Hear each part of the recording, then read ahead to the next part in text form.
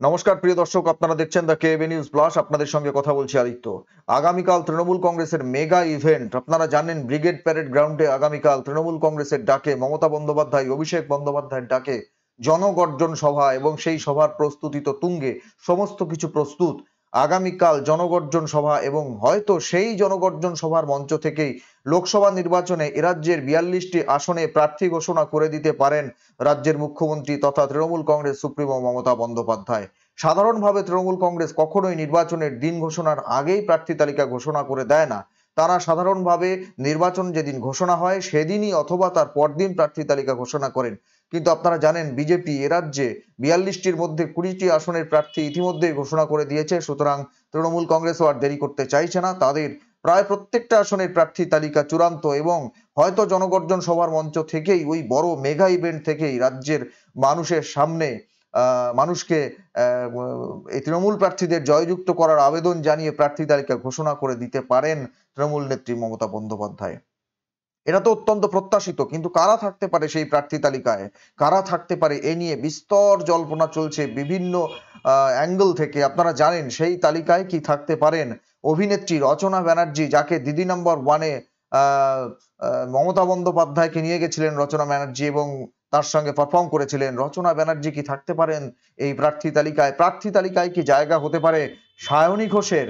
প্রার্থী তালিকায় কি আসতে পারেন তৃণমূল কংগ্রেসের যুব সভানেত্রী সায়নী ঘোষ? সেই প্রার্থী তালিকায় কি আসতে পারেন ফিরহাদ হাকিমের কন্যা, তৃণমূল কংগ্রেসের যে মহিলা সেল, সেই মহিলা সেলের রাজ্যের সম্পাদিকা প্রিয়দর্শিনী হাকিম, তিনি থাকতে পারেন?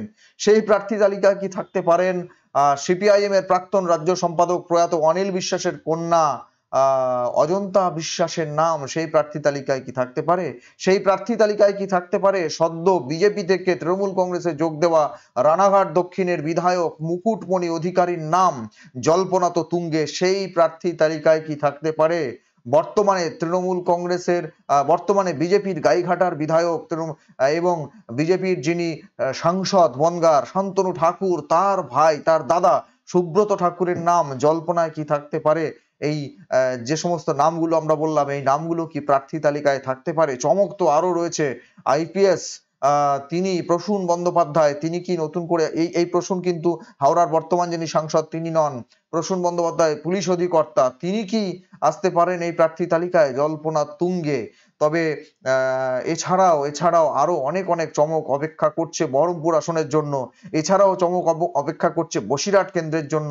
চমক অপেক্ষা করছে কি তমলুক কেন্দ্রে, যে কেন্দ্রে বিজেপি প্রার্থী করতে চলেছে বিচারপতি অভিজিৎ গঙ্গোপাধ্যায়কে এবং তিনি তার নামে ইতিমধ্যে দেওয়াল লিখন শুরু হয়ে গেছে। সেখানে কি কুণাল ঘোষ বা ডক্টর শান্তনু সেনদের কাউকে নিয়ে যাওয়া হতে পারে? জল্পনা তুঙ্গে।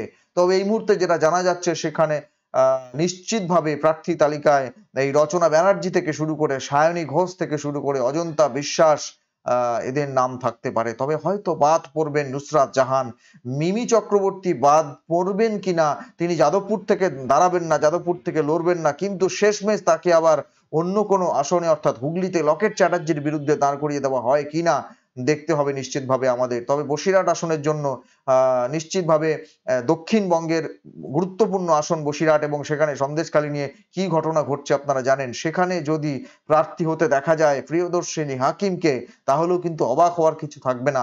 আমাদের অপেক্ষা করতে হবে আর মাত্র কয়েকটা ঘন্টা, তারপরেই জনগর্জন সভা।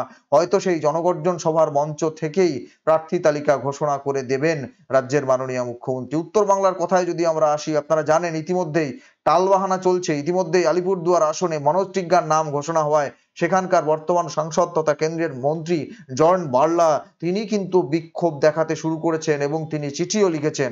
সুতরাং তার কিন্তু দল ছেড়ে যাওয়ার একটা বড় সম্ভাবনা। এবং একই সঙ্গে ঝাড়গ্রামের বর্তমান বিজেপি সাংসদ কুনার হেমব্রাম, তিনি ইতিমধ্যে দল ছাড়তে চেয়ে চিঠি দিয়েছেন দলের রাজ্য সভাপতিকে। তিনিও কি তৃণমূলের পথে পা বাড়াচ্ছেন? আরো দুটো তিনটে নাম তো ভেসে আসছে। মালতী রাভা রায়, বিজেপির বর্তমান বিধায়ক, তার দল ছাড়ার সম্ভাবনা প্রবল। পাশাপাশি সুব্রত ঠাকুরের নাম তো আমরা আগেই বললাম। সুতরাং নির্বাচনের আগে এই যে দল পরিবর্তনের একটা খেলা, ফুটবল খেলার মতো দল পরিবর্তনের একটা খেলা পশ্চিমবাংলার চলছে, সেটা কোনো রাজনৈতিক সিরিয়াসনেসের বাইরে গিয়ে সেটা একটা মজাদার, রহস্যজনক, রোমাঞ্চকর একটা আকার ধারণ করছে। এটা পরিণতি কি হয়, অর্জুন সিং কি করবেন, অর্জুন সিং এর নাম নিয়েও যথেষ্ট চর্চা চলছে। শত্রুঘ্ন সিনহা কি শেষমেশ প্রার্থী হবেন নাকি তার কন্যাকে ওই আসন থেকে দাঁড় করানো হবে?